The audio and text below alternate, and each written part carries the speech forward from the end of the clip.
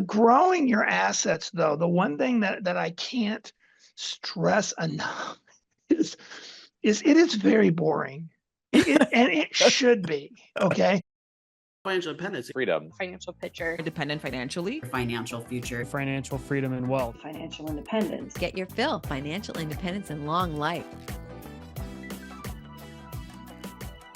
Hello, and welcome to another episode of Get Your Fill, Financial Independence and Long Life, where we explore ways to achieve those two goals, and we invite really cool and interesting people on to help us. And today, I am very happy to tell you that we have Timothy Clifford with us today. He's going to help you to do the financial independence piece, and the long life piece will be up to you. But Timothy's career began on the Chicago Mercantile Exchange floor in the 1980s.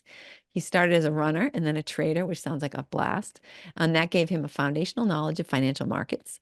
This experience led him to create PlanAssist, which we're going to talk a lot about, which was a milestone in his career, aiming to simplify wealth building for those needing help with prioritization and organization. And I think those prioritization and organization, I think, are two key things. But anyway, Timothy, thank you so much for being with us today. Thank you, Christine. Thanks for having me. So how do we get it so wrong? How do we not start when we're 18 years old, putting aside $5,000 a year, and then end up with $1 million by the time we're 30? I mean, how do we kind of think that we're going to live forever and that we're not going to have to worry about money ever? I don't know. Does it seem to you, in your experience, that wealth building or saving or planning is something that ends up getting kicked down the road, like kicked the can down the road for years and years before people actually start to take it seriously, like, oh my God, I'm 50, what am I going to do now, type of thing? Oh my gosh, I totally think that's what happens. And to kind of go off of what you kicked off as started as a trader, it was literally the funnest job of my entire career. I can't even describe to you how much fun I had. Every day I'd go to work and I'd just laugh and have so much fun. But when I got to be about 30, I realized it wasn't working. So I was like, oh my gosh, I would make a lot of money and lose a lot of money, but I wasn't making any progress towards building wealth. And so it was kind of in my late 20s, early 30s that I thought, I'm going to have to change and start thinking about what am I going to do to build some wealth. And that's how I ended up at Charles Schwab Company. And that was probably the biggest eye opener for me, even though it wasn't one of those jobs where you made a lot of money necessarily. You worked with a lot of clients that had a lot of money, not made a lot of money, but had a lot of money. And it became obvious to me that people with money make different decisions than people that make money. And it was just, and that just almost became a lifelong passion of mine, is what is it these people that have a lot of money, how do they make decisions? And when you're looking at them from afar, you almost can't tell it. Like because they live in the same neighborhoods, we drive the same cars, the kids go to the same schools. It looks the same, but it's just these minor differences that they make over the course of decades that just make such a massive difference. And I think that's probably the biggest. That's a long answer to your question, but I think that's the biggest challenge that people have, is we really didn't, for most of us, didn't grow up with money. So we don't really think about how do we save money. And not just save it, right? Put it to work. That's right. That's right. Send your money off. And then that's right. And then putting it to work in a way that actually works, right? We don't go down these rabbit holes of, you know what, I'm going to go buy something. I'm going to go, there's this idea I can do this, or I'm going to, you have to come up with some kind of a long-term strategy that actually builds wealth, that's shown it builds wealth over a long period of time. Yeah. Not like my buddy gave me this tip about this stock and I'm going to go put, right? I mean, that's exactly right. And that happens. I've been down that actually. So unfortunately, me too. It's easy to do. Believe me. Yeah. You think, great advice. The company's so cool and it's cutting edge and no one knows about it. And let's get some stock in that. But it's because we don't know what we don't know, right? I mean, we don't know how to analyze a company. Most average person, if you just say, oh, go buy some such and such a stock, like, yeah, okay, or everybody else is buying it, but you don't know how to know if it's a good time to buy that company, whether or not the company could be great. Like, oh, let's buy Netflix. It's doing great. It's got this long history, but is today a good day to buy Netflix? And if it is, like, how can we tell that it's a good day to sell Netflix? I mean, these are the kind of things that the average person doesn't even realize that they don't know. Would you That's agree right. with that? So I totally agree. how can we help these people? And I put myself in So, that camp as well. so here's what I've come up with, or come to the conclusion of. It's three 30,000-foot steps. The number one step is have a plan. Okay. And I know that everyone says it and everyone talks about it, but nobody does it. I mean, and when they do it, they go spend $1,000 with some financial planner that puts a 30-page PDF document together and they drop it in their thing and then don't do anything. So when I say a plan, it may be as simple as a one-pager that kind of, here's where I am, first of all, is kind of a core part of a plan. You need to understand where you are right now. And then where do you want to go? And then what are the top 2 or 3 things you need to do to kind of start nudging you in that direction? So when I say a plan, I'm not talking about some elaborate kind of process. I'm just saying have a plan, you know where you are and where you want to go. Number 2 is you have to be diversified. And diversification is a hard one because it's this combination of being diversified, but at the same time being concentrated, which I'll touch on here in a minute. Kind of if you work for a company, it's very common to have, a pretty big chunk of your money in that company you work for. Or if you're a small business person, it's easy to have a lot of your money in that small business. And there's nothing wrong with that. So that's part of how you get wealthy, and that's true with most people that have wealth.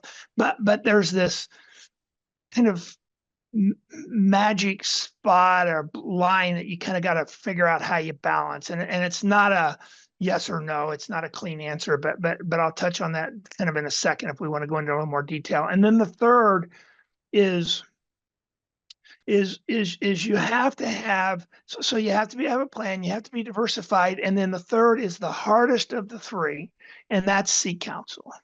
Okay. And when I say seek counsel, what I find happens, like universally, so I don't see this, I see this just constant, is most people in America don't grow up with money. Okay. So we're not really taught how to manage money. Well, we're taught how to maybe manage a budget and a checkbook, et cetera, but we're not taught how to manage assets, et cetera. And what happens is those people who are successful find themselves almost almost to the point where they don't want to get advice. They don't want to talk to someone that it's almost beneath them, or they've interacted with a financial advisor who, was a used car salesperson, or they've talked to a life insurance person. So they don't know how to seek counsel because everyone they've ever run into are salespeople.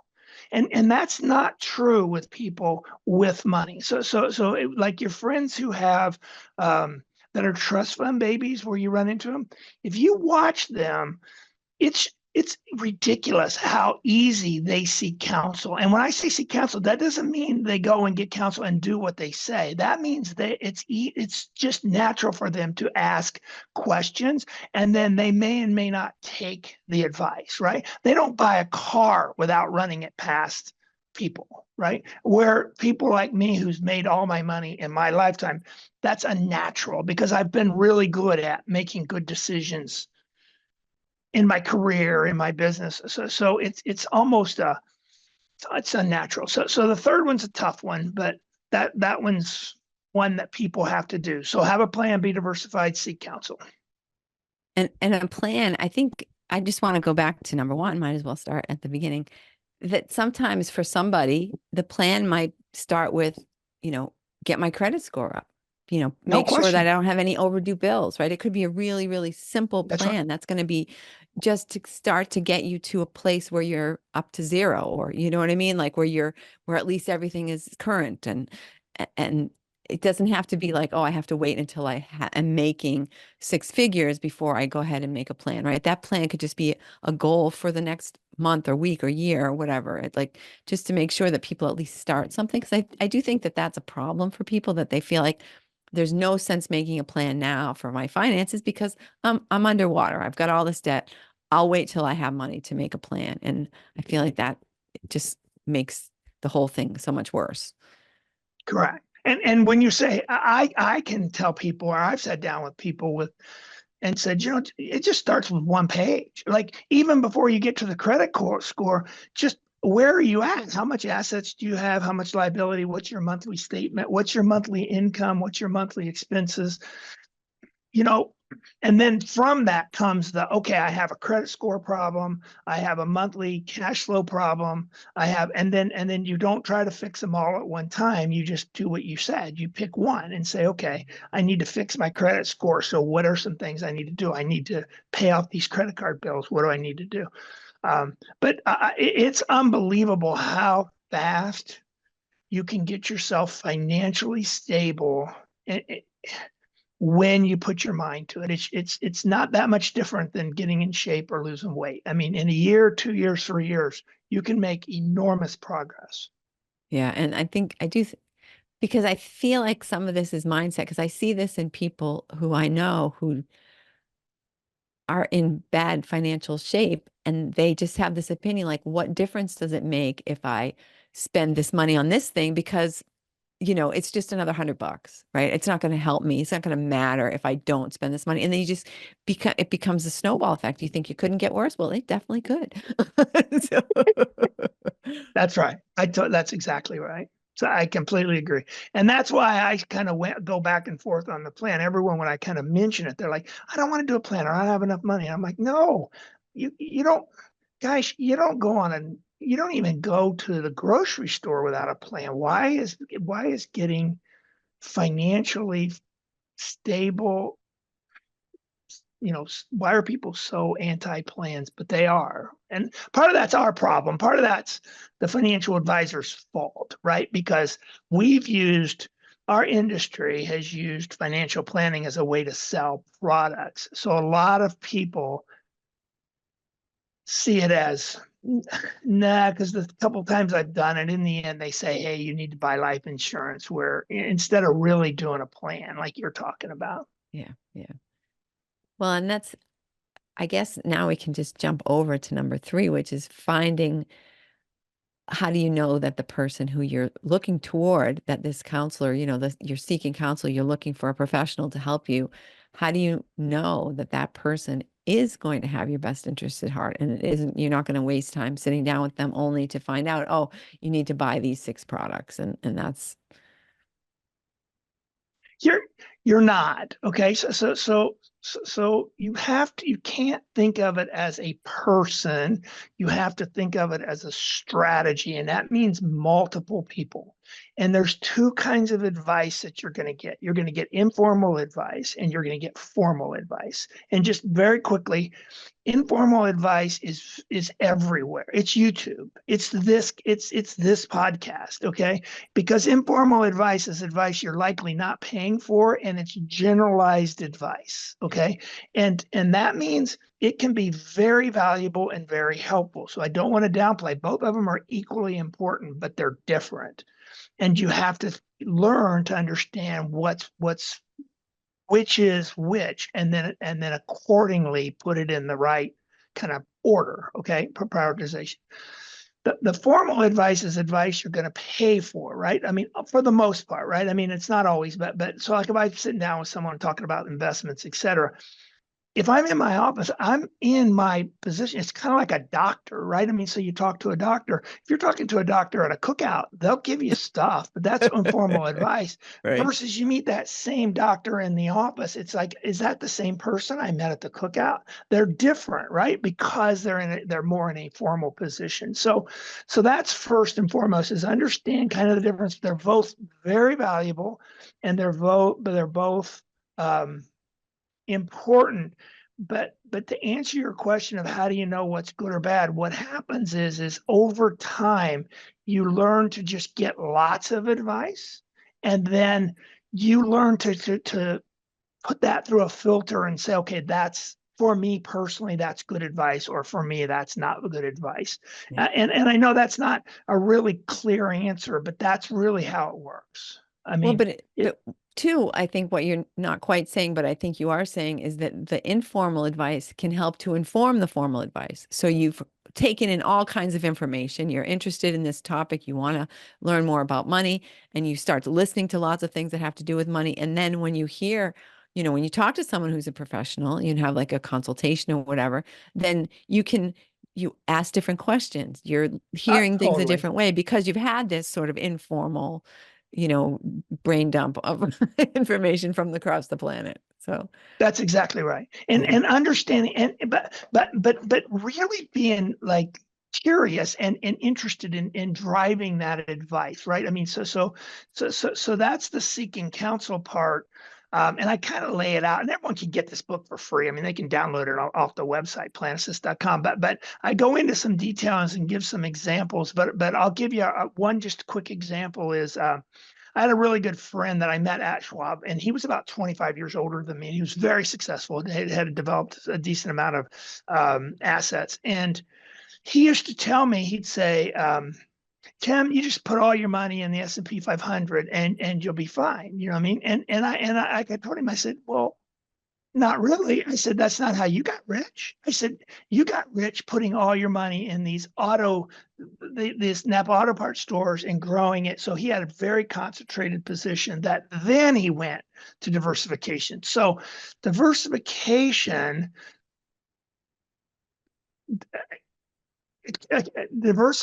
actually it's important to understand that concentration and diversification are two different, but at the same time, strategies that you want to think about, I guess, is the best way to word that. And anyways, when he would give me that advice, my point is it was really good advice for him at his age, but it was really not good advice for me at my age, right? I mean, so that's the best way to kind of say it's but I knew it, right? I mean, so again, it wasn't because I was kind of learning to kind of ask questions. I asked 10 people on how they get wealthy, and then all of a sudden he's just one of 10. So I don't put all my hope or elevate him to any level higher necessarily than anyone else is maybe the best way to explain it. And that's why it's multiple people you want to kind of talk to and get used to getting feedback from. And there are a lot of different studies where, no matter what it is, all kinds of crazy different studies where, if your sample size is big enough, the average is always going to be the truth, right? The average is always going to be the best. That's right. The best thing. But yeah, no, I can see that. But before, you were saying a little bit about the difference between, diversity and concentration. And I mean, obviously we understand that, but you were saying like that, now I've totally lost exactly what you said, but it was the idea that there's a difference between diversity and something else, which I forgot. Concentration. So think of it like this. Concentration creates wealth. And anyone that's rich, they always had a concentrated position in their stock, in their family business, and they had most of their assets, 60, 70, 80, 90% in one company. So concentration will almost always be how people get rich in first generation, okay? Diversification preserves wealth. So second generation, as we get older, you want to start diversifying across multiple assets because that one position.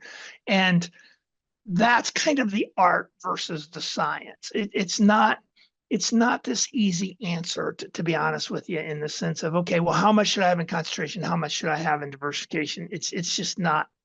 And it goes, to each individual's kind of life and how they're making decisions, et cetera. Yeah. But I mean, I do think not 100%, but if you're going to put 60 or 70% into one basket, there might be a luck component of whether that one basket ends up growing, or, you could have put all your money in Blockbuster and then all of a sudden it went away, or you could have put all your money in Lucent Technologies, right? I mean, there's so many different things that even GE now, I mean, GE was always just like a sure thing. Oh, they've got great dividends. It's a fantastic company. If you just kept not seeing the signs of what was going wrong there, then that one concentration could really kill you That's right. financially.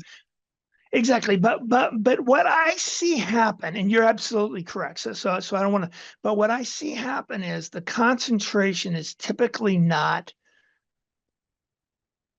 something outside a person's profession. Is the people that I know that are constant. So for instance, I worked at Schwab for a decade plus. Well, I had a bunch of Schwab stock, right? So people that work at Lilly, people who work at Amazon, people, that doesn't mean those are going to turn out to be good investments, but those are also typically the way people get rich. Yeah.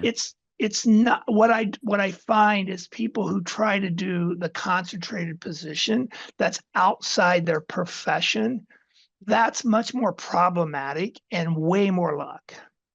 Yeah. Okay. That makes sense. Because you don't have that. You're not walking in every day and saying, we haven't refilled the coffee machine lately. That could be a bad sign. Right, exactly. So I mean, like a person who, and if your audience is a lot of people who are trying to build businesses or self-employed, et cetera. Well, early in their lives, they're going to have almost all their net worth in their business. Right. Right. So that's an example of concentration. There's nothing necessarily wrong. In fact, that's probably the best place to put their money. At some point, though, they want to start pulling it out and diversifying, right? But the win, that's the part that's a little more difficult. Yeah, Does that make that's true. sense? That's the when is more difficult. And I talk to a lot of small business owners who are wondering when they can start paying themselves even. And then, because it's an easy thing. You say, oh, I'm going to take some of my salary and diversify that. But if you don't even know if you should be taking a salary, then that's becomes a whole other thing. That's right. That's exactly right. So is there a golden place? Is there a way that you can know that you're in a good place to sort of start diversifying or to start paying yourself or to start, doing something that's a little bit that you're now in um, the mode where you want to sustain that wealth, where you want to, you don't necessarily need to stay in high growth mode. You now want to go into a place where you're a little bit safer, a little bit more sustaining. I think the answer comes in the plan. So what I find is so the three mistakes that I see constant. I mean, just over and over with people who make a lot of money but don't necessarily have a lot of money. Okay, so first and foremost, they don't live within their budget. Okay, and that kind of first mistake is the one that if you're living within your budget for a long period of time, the diversification part starts answering itself. Okay. The second thing they don't do is they don't max out retirement accounts that they have available, right? I mean, 401k, simple IRAs, whatever. And then the third, and this is the one that'll have some, if you have other financial advisors listening to this, don't be surprised if you see a quote on there that says that I'm wrong about this, is, but I'm not, okay? They think of their house as an investment. Yeah. And their house is not an investment. It's Not an part of the investment. estate plan. It's you know what I mean. So it's something you can pass to the heirs or whatever you want to do. But people think of their house as an investment. You do those three things, you're gonna automatically start diversifying. You're gonna automatically start having some money extra. I mean, it's not so much okay when I get to something. It's more the do those three things, and you'll see what I'm saying. You'll automatically have extra money, and okay, well, let's put some money in this. Let's put some extra money in a 401k, et cetera. Yeah. And how can you ignite? I mean, can you do that? Because I feel like if you start to get excited about investing and excited about seeing your money grow and then you just want to naturally learn more about it and you just naturally want to put more energy and attention to that. Is there a way to sort of turn that on in somebody so that they want to, learn more, do more, make this a priority? There's all kinds of studies. This isn't a sexist comment. It's just a natural. Women have a tendency to want more security than men. So when you're married, when you're in a relationship with the two, a lot of times the woman will be more apt to focus on building wealth, right? Because they want security, et cetera. The male will have a tendency to be much more aggressive than it's comfortable for the female. I'm not sure which one's right or wrong. I'm just saying that's kind of a natural kind of relationship kind of challenge that people do. But growing your assets, though, the one thing that I can't stress enough is it is very boring. And it should be, okay? I mean, so like I have a really good friend who's just loves investing and trading and all that kind of stuff. And I'm actually his advisor for a portion of his money. And he'll start saying, well, we should be buying this, we should be buying that. And I say, remember, I'm not your guy to start talking to you about making 20 or 30 or 40% on your money. I'm your financial advisor who's going to make this boring. So I'll have an investment conversation, but the money I'm investing is going to be invested in a way that's boring, and it should be. Right. I mean, that's actually what you want to have happen. And then the excitement doesn't come from the investments as much as it comes from the sense of security and financial freedom. That's the piece you got to get addicted to. That's the piece you got to get passion for. It's not the investments themselves. Okay. Yeah, that makes a lot of sense. So but you're passionate about this. I can hear that. So what kind You're way too passionate. I grew up as a trader, for God's sakes. So how did you how did PlanAssist kind of come about? Tell me how that evolved. So what happened was I left a corporate role 10 years ago and I was too young to retire. So I was like, what am I going to do? So I started an RIA, and I kind of went down this whole path of, well, what do I even name it? This is even part of the story. What do I name my RIA? I named it Core Wealth Consultants. The reason I did that was very, very early on in my career, I came across a investment strategy called Core Satellite, and all the big firms do it. Goldman Sachs, Merrill Lynch, all of them do it. So the idea is you have core investments, and then you have what they call satellite investments. The core investments get you the market return based on your risk tolerance and time horizon, right? The boring part is core, right? And when you start off, you'll have a small core, and then as you get older, you'll have a bigger core that's going to be more like indexes, more like your 401k, and then these satellite investments are the part you're going to go buy, whatever, Blockbusters, Netflix, et cetera, right? And those are you're going to buy your real estate in those what I would call satellite investments. So that's actually how it kind of started. Was even with naming the company, as I decided early on, did not want to be the satellite investment, even though it's my passion and even though it's what I like, because I know that's not how you maintain and grow wealth. It's actually through the core. The outside. Think of it like if you're watching CNBC, and I watch it. So again, but it's not that different than watching Sunday morning when the NFL games are being played. It's the pregame NFL, right? It's all just BS, right? And I don't mean like a little bit of it. I mean 100% of it. It's all entertainment. But if you're me, I enjoy the entertainment, right? But I understand it's entertainment.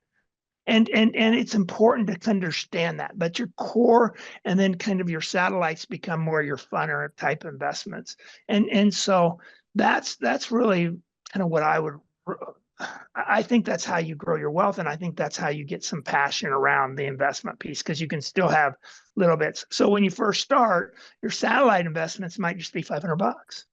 Right? Or 1,000. Yeah. Did you see? But those satellite investments should never put your financial freedom at risk. And then the last thing that I'll talk about with investing is someone who's done this forever. People can't really be good investors. And the reason is it's not because they're not smart enough. It's not because they can't go do the research, et cetera. Most people can't take the rejection or the losses. Okay. So even Warren Buffett, so someone says, well, let's buy this stock. They don't know. Okay, just understand, there's nobody that knows. Okay, like literally nobody. I don't care who they are. They'll get on the phone and say what they are. They don't know, and they're still going to be wrong 70-80% of the time. Okay, I mean, like dead wrong. Okay, but that 30%, it's almost like a baseball player with a 300 batting average. They make $1 million a year. A baseball player with a 200 batting average makes 100 grand or doesn't even make the team. Right. Yeah. So it's the same with investing. But remember that means that person, i.e. Warren Buffett, has to be wrong 70% of the time. Well, that's pretty challenging for the majority of people, right? I mean, that's like that almost nobody can kind of grasp that. And so I kind of point that out, because when you start investing, the majority of the time we're going to be wrong. But if you're right just a few times, and then you follow good strategies to hold on to the positions, like you'll hear Warren Buffett get interviewed, and I could do this with any person. I'm just doing it with Buffett because he's well known. One guy interviewed Buffett, and they said, so what makes you such a good investor? And he goes, if you took 5 investments out of Berkshire Hathaway, I'd be less than an average investor. And the guy goes, what do you mean by that? And he goes, well, if you took Coca-Cola, Nebraska Furniture, Geico Insurance, Dairy Queen, and I think it's American Express, but I'm not positive. There's another one. He goes, if you take those out, Berkshire Hathaway is nothing more than just a decent investment. You know what I mean? So my point is all the rest of his investments are Just okay. average. They're okay. Yeah. And some are terrible, right? I mean, some they lose a lot of money on. So that's why when you talk to someone like me about investing, you can tell I have passion about it, but you almost can't convert my passion to maintaining and building wealth. And I tell my clients that, by the way. I'm like, my job is to not lose money and build wealth, not pick good stocks. Yeah. It's, but I mean, I think we want there to be a secret, right? We want there to be some, you're going to just find this person and have this secret. They know this secret thing about That's how right. to read the charts or whatever. And they're going to be able to tell you what to do so that you're going to have this meteoric rise. And exactly, that's what we want. And that's what we'll hear. And we believe it can be true. Yeah. I literally have a really good friend who builds houses, and he said one of the guys he's building a house where he builds these, multi-million-dollar homes. And he goes, one of the guys I'm building a house for, his son makes a bunch of money trading on YouTube. I started laughing. I said, BS. I said, he makes no money trading. I said, he makes a lot of money selling his trading program, but I trust me. And he got into a big argument with me. He says, no, this guy really knows how to trade. I said, no way. I said, just wait and see. There ain't no way. He doesn't make money trading, because if he actually made money trading, he wouldn't. Why would he talk to anybody? Right. And I tried to explain that. I said, I know traders, they don't share, even though they're happy to tell you. But if they can make money trading, they can make unlimited amounts of money. There's no limit to the amount of money they can make. But most people can't. And sure enough, 6 months later, he said, he goes, I actually got in it. And he said that he even does fake trading. It's not even real trading. You know what I mean? I mean, it's like we'll do this, or I'll do it like on one share of stock,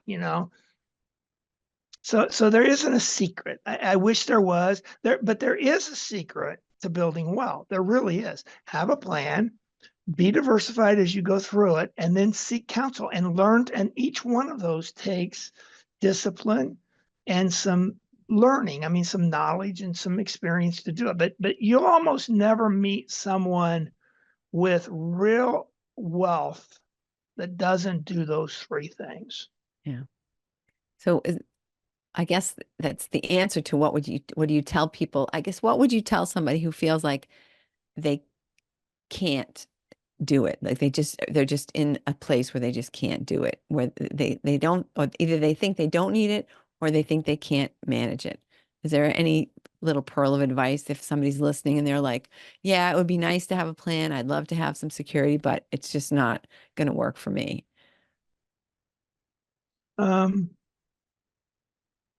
I think they just got to keep fighting the fight. You know, there's no easy way to, it isn't a switch. It can be done. I mean, 80% of all millionaires in America are self-made millionaires.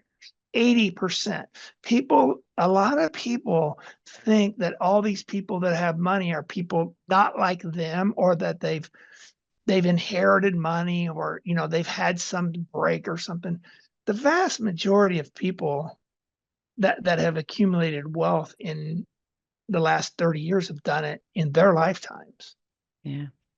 Which is really amazing when you think about it. We're quite a country. Yeah, no, that's right. It's actually really shocking when you step back and think about. And then the last thing, and this doesn't really answer the question, but it will get people thinking about it. My other aha, though I don't write about it or I don't touch this in the book, is those 80% who make the money. And I'm guilty of this, so that's why I'm actually going to bring it up. Is we think what we know is what's important. So we want to tell everyone that will listen what we know, right? We want to tell our children, okay, here's how you pick investments. Here's what you do. Da, da, da. We want to tell people what we know because we've been so smart and so successful and so helpful in kind of what we know, right? The 20% who have inherited the money, who are trust fund babies, who are going through a thing, those 20%, they don't have that baggage. Okay. And they know nothing. Okay. So they don't try to tell their children what they know. What they teach their children is how to seek counsel. They'll use different words. Okay. But they teach their children how to hire and fire, how to reach out, how to talk, how to get the answer you need. Even as something as simple as lawn services. That group knows how to do it in spades. We struggle with hiring, you know, someone to clean our houses. They do it with almost ease. And it's like, well, how do you do that with so much ease? And they're just like, I don't know. But because they didn't grow up with the burden of some parent telling them what they know, or the parent didn't grow up with the burden of trying to tell their kids what they know. Yeah, it's true. And you do hear that. And that becomes a clash of cultures when the kid doesn't want to say, you know, all you have to do is work 75 hours a week. And then, you know, you're going to be just like me. You'll be so successful. Like the kid's That's like, right. I'm not doing that. Right. And then you're like, that's what you need to do. You need to work hard. You need to give up, you sacrifice, you That's know, and right. then people are like, And you "Yeah, need to do this with your career. You need to do this with your, you need to do this with your, you need to get a degree in this. You need to go do this. If you listen to people like me, and I'm part of that group, so I see it and I get into the debate. I'm like, we got to stop telling people what we know because people just don't care and they're not going to use it. What we really need to do is teach people that we love how to seek counsel. That doesn't mean go hire salespeople. It means, you know, how to get input and yeah, feedback. yeah." No, that's excellent advice. I'll give you the, and I definitely don't want this to be I'm not trying to say you're really good or bad, and I know this is a risk in it, but it's such a good story. I have to tell this story for seeking counsel. Is if anyone saw that what's Lex Friedman? Lex Friedman. Have you ever seen Lex Friedman's No, I don't know. podcast? No. Okay. Well, he's like famous podcaster, like that does like, I mean, like crazy. He interviews everybody and all different, you know, walks of life and all these people, right? And one of the people he interviewed was was um oh shoot, Veronica. What's Trump's daughter's name? Inca, whatever his daughter's name. I don't even know his daughter's name. But she was doing the mail. They bought the U.S. Post Office in New York, and they were building that out, and that was like her first big project. So she was like part of the thing, and she's in charge of building that out. In the middle of this, this building is this big, huge atrium, right? I mean, it's this massive atrium. Well, one of the things that they needed to do was make that atrium 70 degrees all the time, right? So no matter what it was outside, it needed to be, it's an atrium, right? So how do you make this atrium 70 degrees all the time? And one of the things that the question was is what's the one thing that she learned from her dad? And she goes, the number one was seek counsel. And the point I'm going to make is they were walking around. She goes, this atrium, I was in charge of it. So Trump hadn't even come visited or hadn't been there in months, and they decided on how they were going to air condition and heat this atrium. And while they're there, Trump's walking around and he sees these air conditioned people. And these are, I mean, they're air conditioned people. These aren't executives. They're the people working on the air condition. Yeah. And he goes to one and he says, "What do you think about the air conditioning system?" And the guy says, "Nothing. Yeah, I don't know." Goes to the next guy, walks into the lights, talks to another guy, right? It gets to about the fourth guy he's asking. And that guy looks at him and goes, Can I be honest?" And he goes, "Sure, be honest." He goes, "You're way overbuilding it." You're spending so much money to make sure this is 70 degrees when it's 110 out or when it's 0. And he goes, "But it's 110 and 0 1% of the time." He goes, "You're spending so much extra money to build this out. It's ridiculous." He goes, "You could actually scale back 50%. And yeah, when it's 100 degrees, it's going to be 80. And when it's 0, it's going to be 60. But that's so rare that it's not going to be that big a deal." And the reason I tell that long story is such a perfect example of someone who is a trust fund baby who kind of just naturally asks questions. So whether you like him or don't like him or whatever it is, it doesn't matter because he's part of that. That's a very natural thing for that group of people, where people like us who basically grew up making, that's just unnatural. Like a normal person wouldn't ask an air conditioned person what they thought. Yeah. Right. Well, because they already paid a consultant to tell them what to do, right? That's exactly right. Or they think that, or they've read a book or they've Googled. Right. Yeah. Yeah, that's true. And it is that, like, just sample everybody. What does everybody think about this? And let's, and then I'll decide once I hear everybody's and input. then they decide. Exactly. Yeah. And I can't even remember what she said they ended up doing with, I mean, but my takeaway was, I said, "Oh my gosh, who does that?" Right? Who actually, and that's the point. And that's the one thing that when I work with people who have lots of wealth, they just do it so naturally that it's almost missed by normal people. Yeah. It's easy, right? It's easy to do. You just be curious. Yeah. Be curious. Yeah. Excellent. So Timothy, I think this has been really fun, and I've loved talking with you. I think you have some fantastic advice for people, and they obviously have to go right now onto planassist.com and download your free book, because that's pretty much a no-brainer, especially when we're talking about asking for advice, asking for counsel. Right. But is there another, is there another piece of advice? Is there something else a question you wish I would have asked you that I haven't asked you, that something you'd like to share or leave people with? No, I think I mean, I love your podcast. I love the broadness of it, the different subjects that you have. So I think it's really interesting and helpful, and I like your format. So no, I think you asked, the basic questions again. So thank you very much. But I want to reiterate, the basic questions are where people need to focus and start. I mean, so those are the right questions, not, I wouldn't even think of them as basic. I think of them more as the right questions. Thank you. So how can people reach out to you if they want to hear more, if they want to get your take on their plan, or, whatever, if they just want to hear some more wisdom from you? So PlanAssist.com is the best place to go now. And I'm an RA, and I'm only registered in Florida and Indiana and Michigan. So I'm pretty loose. I mean, the best thing is, if you download the book, you can go hire a financial advisor locally, or I don't know, you do counseling, you probably do coaching, right? Some financial coaching.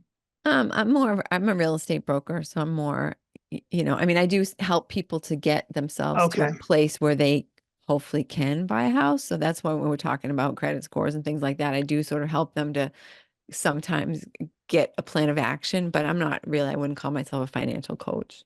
Okay. So anyway, so they can reach out. They can go to PlanAssist.com, give me a call. And then if I'm not a good fit, especially if they're not, in one of the 3 states, then I can help them I'll send them in the right direction or give them some suggestions. Awesome. That's really great. That's really nice of you. So So thank you so much for being with us today. thank you. Thanks for having me. I appreciate it. And thank you, listener, for listening. I know that you've got something on what Timothy said, and I think this might be a good time for you to forward this episode to 1 or maybe 5 people who you know who need this kind of advice. And while you're doing that, you can go on to planassist.com and download Timothy's free book, which is going to at least get you started with step 1, which is make a plan. And be sure to be here next week because, as Timothy said, who knows who we're going to have next week. Exactly. Thank you.